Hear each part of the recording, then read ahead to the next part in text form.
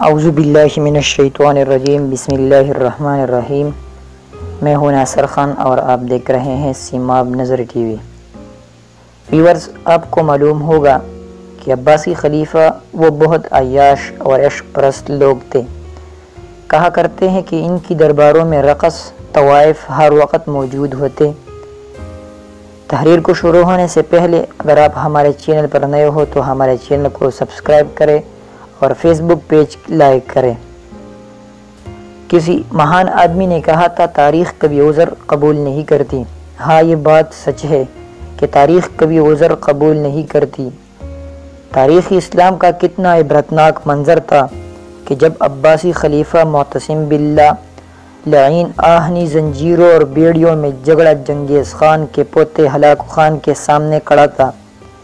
کھانے کا وقت آیا تو ہلاکو خان نے خود سادہ برتن میں کھانا کھایا اور خلیفہ کے سامنے سونے کی تشتریوں میں ہیرے جواہرات رکھ دیے۔ پھر معتصم سے کہا، جو سونا چاندی تم جمع کرتے تھے اسی ہی کھاؤ۔ بغداد کا تاجدار بے چارگی و بے بسی کی تصویر بنا کھڑا تھا، بولا میں سونا کیسے کھاؤں؟ ہلاکو نے فوراً کہا، پھر تم نے یہ سونا اور چاندی جمع کیوں کیا تھا؟ وہ مسلمان جسے اس کا دین ہتھیار بنانے اور گھوڑے پالنے کے لیے ترغیب دیتا کچھ جواب دے نہ سکا۔ ہلاکو خان نے نظریں گھما کر محل کی جالیاں اور مضبوط دروازے دیکھے اور سوال کیا کہ تم نے ان جالیوں کو بگلا کر آہنی تیر کیوں نہ بنائی؟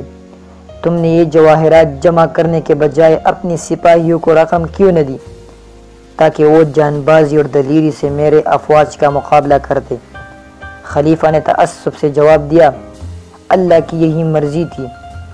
تو اس پر ہلاکو خان نے کڑکدار لہجے میں کہا کہ پھر جو میں تمہارے ساتھ ہونے والا ہے وہ بھی خدا ہی کی مرضی ہوگی۔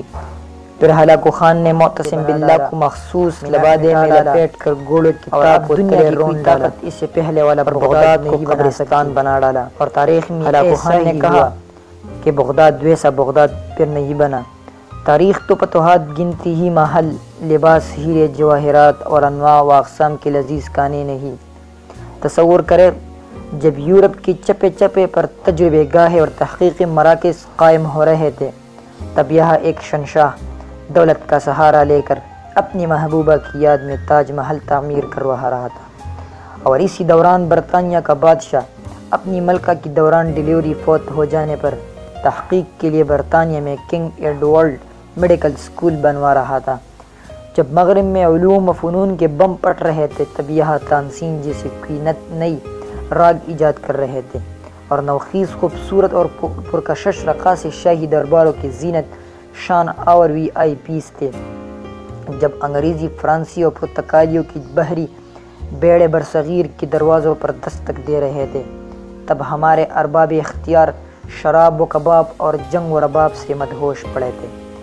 تن آسانی، عیش گوش اور عیش پسندی نے کہیں کا نہیں چھوڑا، ہمارا بسیدہ اور دیمک زدہ نظام پھیلتا چلا گیا، کیونکہ تاریخ کو اس بات سے کوئی غرض نہیں ہوتی کہ حکمران کی تجوریاں برے ہے یا خالی، شہنشاہوں کے تاج میں ہیرے جڑے ہے یا نہیں، درباروں میں خوش آمدی و مراسی و طبلہ نواز و طوائف اور وظیفہ خوار شاعروں اور جی حضوریوں کا جہرمٹ ہے یا نہیں۔ تاریخ کو صرف کامیابوں سے غرض ہوتی ہے، اور تاریخ کبھی عذر قبول نہیں کرتی۔ ہمارے بعض نادان دوست کہتے ہیں، ہم افواج پر اتنا بجٹ کیوں لگا رہے ہیں؟ میرے بھائیوں، یہ قیمت آزادی کے لیے بہت کم ہے۔ اگر شک ہے تو روہنگیا، کشمیر، افغانستان، چچنیا، بوسنیا اور فلسطین کی محکوم مسلمانوں سے پوچھ لو، تو آپ کو نظر آ جائے گا کہ ہم اب بھی اپنے افواج پر کم بجٹ لگاتے ہیں۔